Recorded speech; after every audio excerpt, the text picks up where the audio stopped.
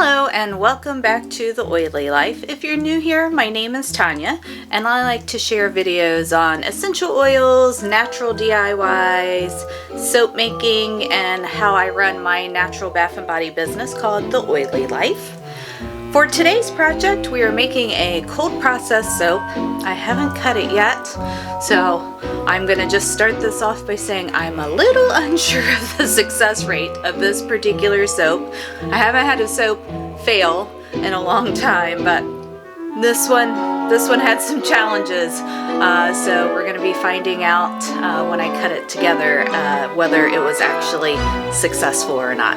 So let's go ahead and go make some soap. Alright, so today we are making Forest Mint cold process soap. So this soap is going to be scented with pine, cedarwood, and peppermint essential oil. So it's a really nice unisex essential oil combination. And I'm going to go ahead and get my lye water poured in here. And I do add sugar to my lye water just as a lather booster, as well as sodium lactate. You don't have to add either of those. They're just two additives I like to include each time. As I said, the sugar for the bubbles and the sodium lactate just to help get it out of the mold better. When you use a silicone mold, sometimes the sodium lactate can help with the stickiness of it, as well as just letting it release a little quicker. And then we're going to get our essential oils in. I'm just going to blend them together real quick again. And I put kaolin clay in the essential oils, and that just helps it anchor into the soap better. Plus the kaolin clay adds a nice slip to your bar of soap so it glides across your skin smoother, or feels smoother, more smooth. I don't know which one of those is the correct grammar. But it gives a silky feeling on your skin, basically.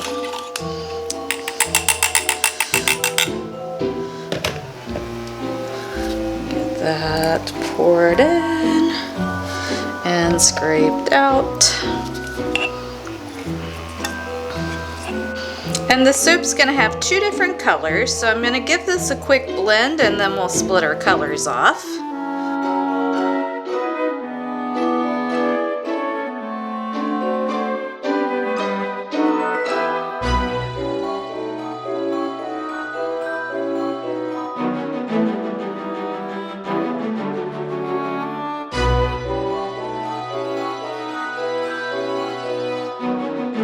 Alright, so in this container I have a black pearl mica from Nurture Soap. It's a really kind of shimmery black color, and it'll end up being a little bit charcoal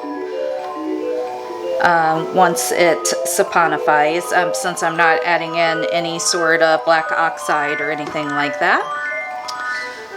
And then in this bucket, which is going to be our main batter, hold on, I think I want a little more in there. We are doing Rainforest Green, and that's from Nurture Soap. Didn't have they have like an Alpine Green, and I'm out of that one. It would have been a little bit more of the color I was looking for, but the Rainforest Green will still be nice.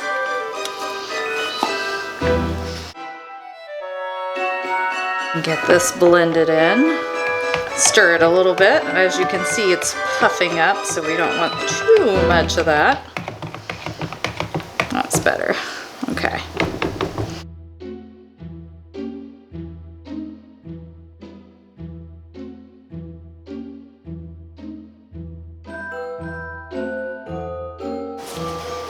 Alright, and that's looking good there.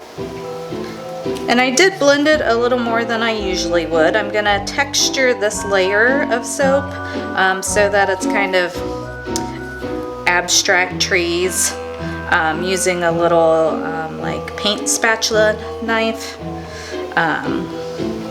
So I do want it to be a little thicker than I normally like to pour it. All right, I think that's good there.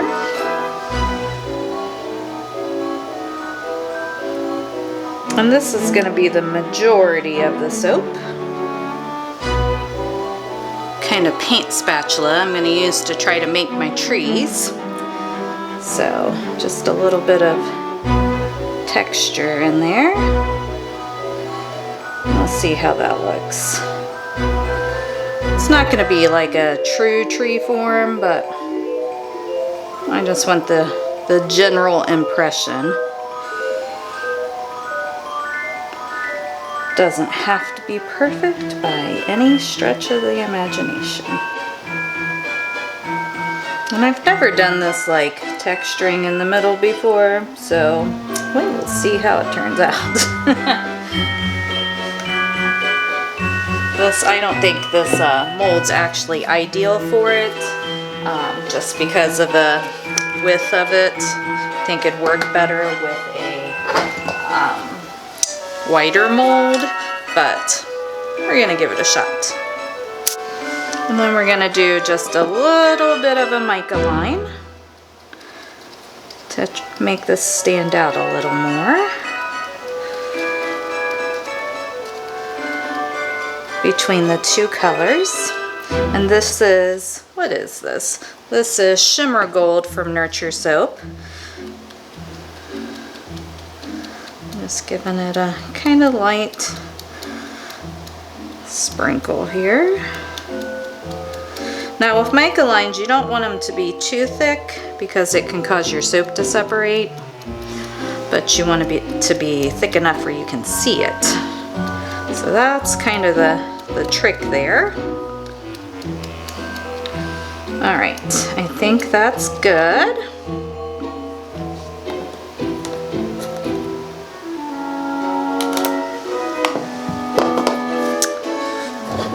And then this is back to our black pearl mica. I'm just gonna give it like a little hint of a blend. So I wanna be able to get it into the grooves here. Actually, I might not even need to blend it. I think this might be good enough.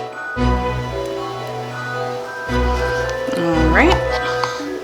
And we're gonna break the fall with the spatula to the best of our abilities.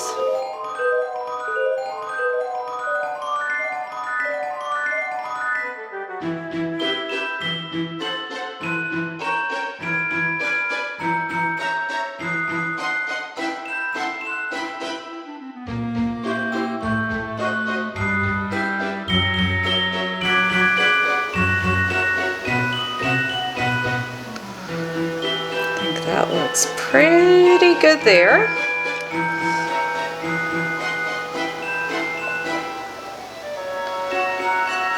All right, and I'm just gonna get everything tapped down and then we'll give the top some texture.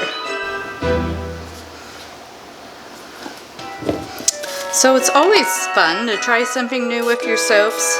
It can be slightly nerve-wracking because you got this plan that you want to work out and it doesn't always go that way, but it is always fun. Now we're just gonna give this a little texture. I don't know that's set up enough yet. All right, we're gonna let that set a little longer and then try to texture it again. All right, it finally looks like it's holding something. It took this thing forever and a day to set up. Still not set up completely, but I'm more looking just for a little bit of texture than anything else. Oh my gosh, I think I'm gonna have to wait longer. Peppermint does slow things down, but it's literally been like 10 minutes. And I still can't hold the texture on the top. Oh my goodness. All right. Well,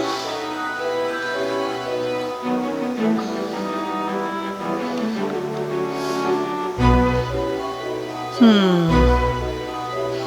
don't want to continue to play with it too much. All right, we're gonna let it set 5 more minutes, I guess, and see what it looks like. Alright guys, maybe it's set up now. Oh, that's better. A little bit.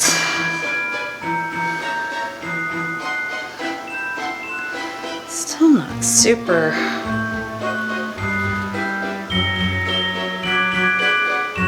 thick. I'm afraid to leave it set here much longer. Goodness gracious. Yeah, it's still not really, I thought that was going to be better, but it's still not really even holding the shape much. That is interesting. My recipe usually is a somewhat faster moving one. But, like I said, the peppermint does slow it down, but dang. Usually not that much. Alright, we may go to a different plan. Alright, we're just gonna give it a little bit of a swirl like this. That's at least holding the texture better than the spoon was. I'm not going for like any sort of intricate swirl, just some interest on the top. I think we're getting that, so that's good. And then, down here, come on, cooperate. Dang, man. There's gonna be kind of a plain top on this one, but that's okay.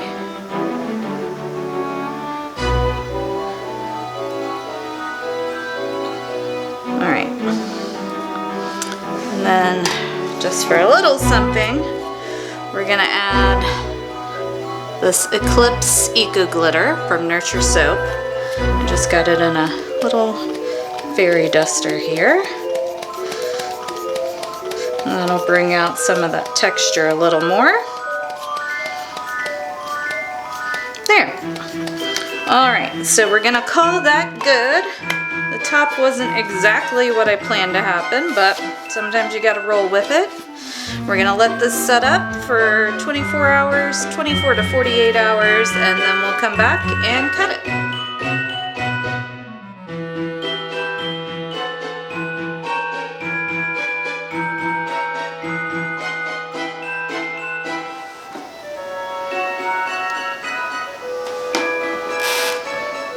Alright, so we are back to cut my Force Mint soap. And as you saw in the video, this one definitely had some challenges. It just did not want to set up whatsoever. Not really sure. I mean, I did use peppermint essential oil, which does slow down trace, but this like was a whole nother level. And it never really did get where I could texture the top. I just got to a point where I kind of just called it because I didn't want to keep trying to mess with it.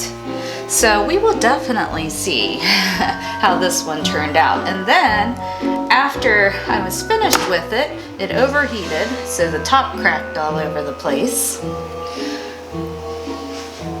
So I had to go in and fix that because that was a disaster. But I will say I'm really happy with the colors. I don't think the scraping was super successful. I should have done that way further down in the soap because you're not really getting kind of a tree vibe here. You're getting closer to Frankenstein, which, you know, it's not Halloween anymore, so that is what it is. But yeah, this soap was definitely an experience to make. And I wouldn't necessarily call it a success. Now, is it a total failure? No. It's still good bar soap. It still smells amazing with the mint and the pine in it, but the look of it 100% was not what I was going for. But that's okay. It happens. It's a learning experience. For the scraping part, I didn't really That one's at least a little bit better. I didn't really have a good tool for that. I need to get some of the cake scrapers or order an actual soap scraper. I was just using a palette knife that I had on hand, and it was really hard to work with in this particular mold. So, lesson learned. And you can make out the mica line some, so that is nice. I'll call that part a success. But yeah, if you look at it this way, it looks like a mountain. Can we call that a win then? We'll just turn them upside down and then it's a mountain sky soap. How about that? Sometimes it's how you spin it. This may be going from forest mint to mountain sky mint or something of that nature. You gotta find the positives, guys. Look, if I just flip it this way, it's no longer a Frankenstein soap. So we're gonna call that a win then. We found a way to make it work.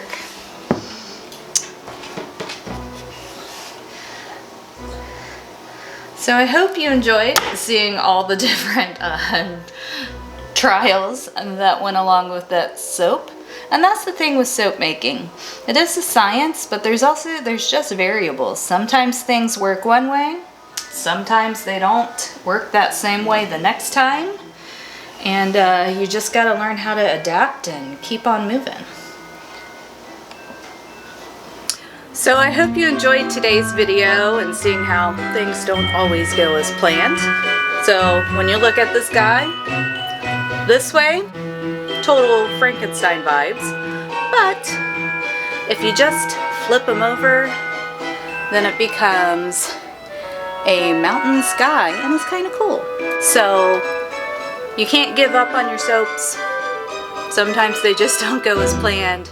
And that's part of the soap making process, is just kind of learning to roll and adapt with the punches. So I hope you enjoyed today's video. Take care and I'll catch you in my next one. Bye.